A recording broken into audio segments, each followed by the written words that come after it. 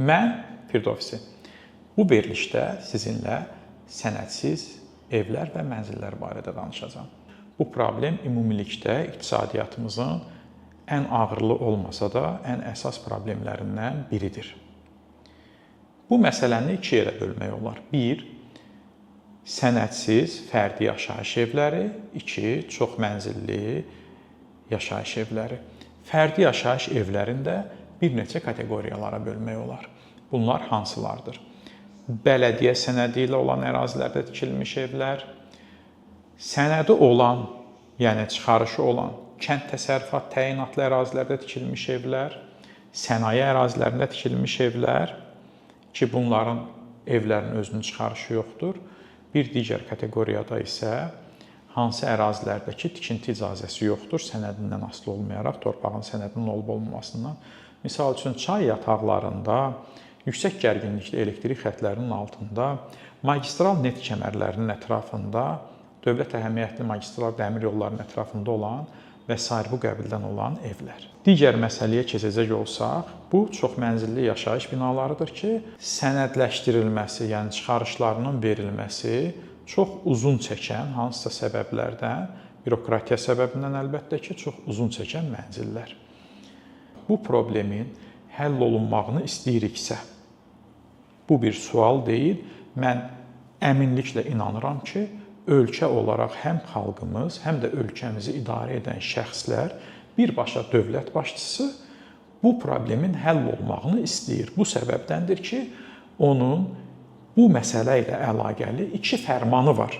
Dövlətimizin qurumları, bürokratlarımız da bu problemin ən az ölkə başçısı qədər və xalqımız qədər həllində maraqlıdırsa, o zaman belə bir çıxış yolu təklif edirik. Problemi operativ həlli üçün onu asanlaşdıraq. Əvvəlcə asan və həlli çox rahat olan məsələlərdən başlayaq.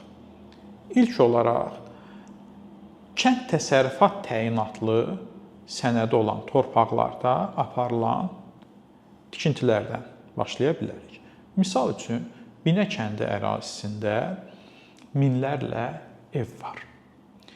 Bu kəndin ərazisi vaxtı ikən bir hissəsi hətta Azərbaycan SSR deyil, Azərbaycan Komünist Respublikası zamanında örüş ərazisi olaraq müəyyənləşdirilmiş ərazilərdir. Bir hissəsi Azərbaycan SSR-nin ilk illərində verilmiş qərarlarla örüş ərazisi hesab olunub. Hal-hazırda isə orada torpağın bir sotunun qiyməti 20-25 min manatdır və bu bizə qanunvericiliyimizlə təklif olunur ki, orada qoyun saxlayaq. Əlbəttə ki, orada belə bir qoyun saxlamaq rentabelli deyil. Artıq çoxdandır ki, qoyunlar o ərazidə yoxdur. Ora nəhəng bir yaşayış məntəqəsidir.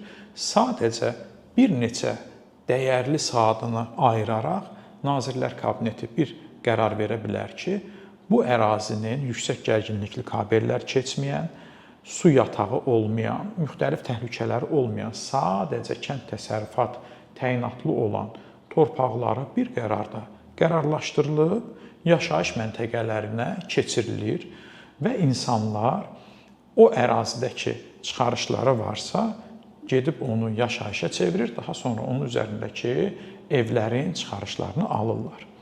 Bir digər məsələ isə ondan ibarətdir ki, özəlləşdirilməmiş ərazilərdə olan evlər.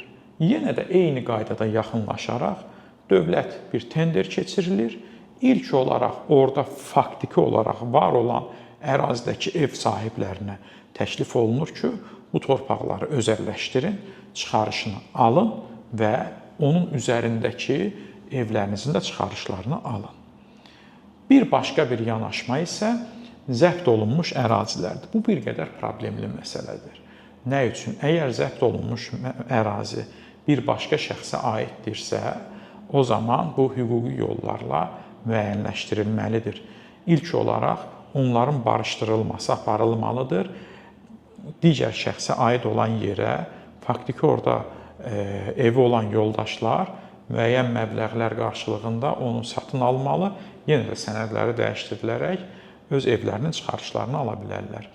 Əgər zəbt olunmuş ərazi dövlətə aiddirsə, və bu dövlət hal-hazırda o ərazidən intensiv istifadə etmirsə, misal üçün Azərişığın, dövlət dəmir yollarının və s. bu kimi strateji qurumların ərazisi deyilsə və yaxud da vaxtı ikən fərz edək ki, orada Abşeron Bağlar İdarəsinin hansısa bir inzibati binasının hansısa bir ərazisi olub, artıq o təsərrüfat subyekti də çoxdandır ki, fəaliyyət göstərmir, yoxdur və o qurumda yoxdur. Amma sənəd üzərində elə qalıb. Yenə də təklif edərdik ki, orada bir özəlləşdirilmə keçirilsin və yenə də eyni mexanizmdən çıxarışlar verilsin və daha sonra isə evlərin çıxarışı alınsın. Gəldik məsələnin digər problemli tərəfinə, harda ki, misal üçün zəbt olunmuş digər şəxsə aid olan ərazi dediyimiz kimi bu hüquqi prosedurdur və yaxud da yüksək gərginlikli xəttlərin altında tikilən evlər var ki, bu təəssüflər olsun ki, əyri oturub düz danışsaq, müxtəlif vaxtlarda müxtəlif instansiyalar tərəfindən göz yumulub, keşkə belə olmasaydı, onlar artıq bir mənalı olaraq təxliyə edilməlidir. Habelə çay yataqlarında tikilən rayonlarımızda evlər var. Bunlar bir mənalı təxliyə olunmalıdır. Və ya dövlət dəmir yollarının ətrafında, yaxınlığında təhlükəli həddə tikilən evlər var. Bunlar təxliyə olmalıdır. Yəni bu şəkildə həll oluna bilər. Dövlət başçımızın da dilindən səsləndirilən 500 minə yaxın sənədsiz ev var. Ən pis ehtimal bunların 400-450 mininin sənədinin verilməsi, inanın mənə, sadəcə bəzi məmur yoldaşlarımızın, dövlət böyüklərimizin bir neçə günlük vaxtını ayıraraq bu problemi həll edə biləcəyi bir məsələdir.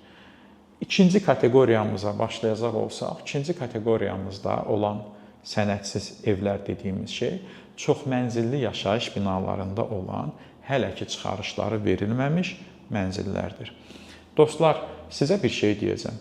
Azərbaycan Avropa İqtisad Məhkəməsinin, Avropa İnsan Haqları Məhkəməsinin, bir çox Avropa instansiya məhkəmələrinin tərəfdaşıdır.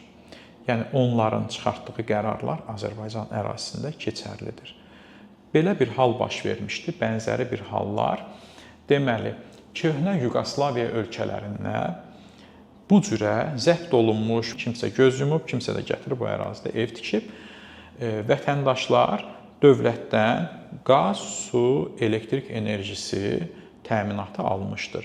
Və buna əsasən, çünki bu paylaşdırıcı kommunal xidməti göstərən müəssisələr dövlət adından çıxış eləyir.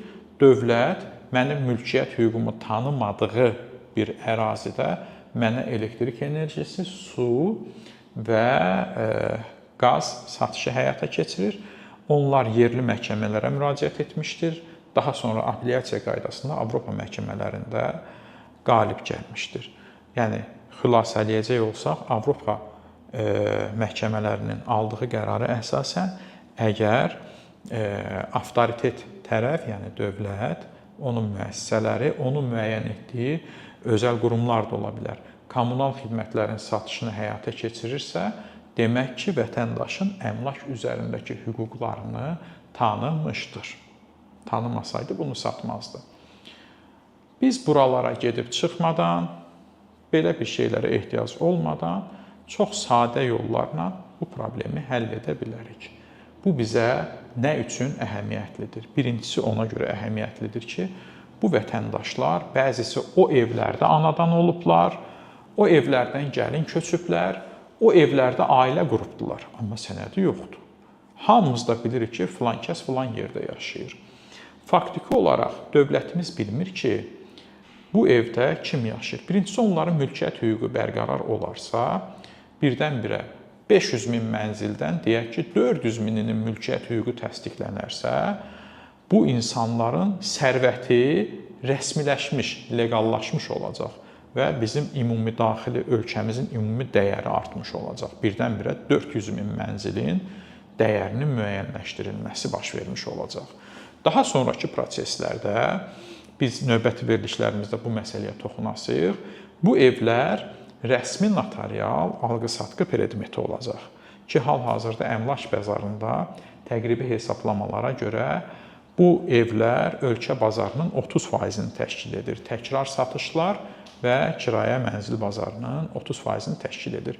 Bunların sənədi olmadığı üçün bütün vergilərdən kənarda qalır. Yəni dövlət büdcəsinə vergilərdən kənarda qalır. Ha belə bunun təhlükəsizlik tərəfi də var ki, Daxili İşlər Nazirliyi bilmir ki, kim harda yaşayır.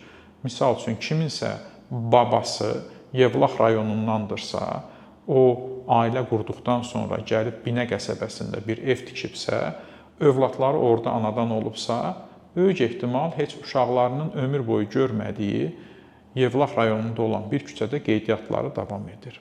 Bu məsələ, bu aspektdən də baxdıqda, xüsusən də texnologiyanın, məlumat cəmiyyətinin belə inkişaf etdiyi bir vaxtda absurd görünür. Odur ki, yaxşı olardı ki, mexanizmlər müəyyənləşdirilsin, hərçənd ki, buna cəhdlər var, sürətləndirilsin, qısa bir zamanda bu problemi pozitiv həll etmək olar. Ha belə bundan sonraki dövrlərdə də istər çoxmənzilli yaşayış binalarının çıxarışların verilməsinə yaxşı olar ki, müəyyən dəyişikliklər olunsun. Bu isə növbəti verilişlərimizdə aydınlıq gətirəcəyimiz mövzulardır. Əgər verilişimizi bəyəndinizsə, paylaşmağı və bəyənməyi unutmayın. Şərhlərinizi gözləyirik. Xoşça qalın.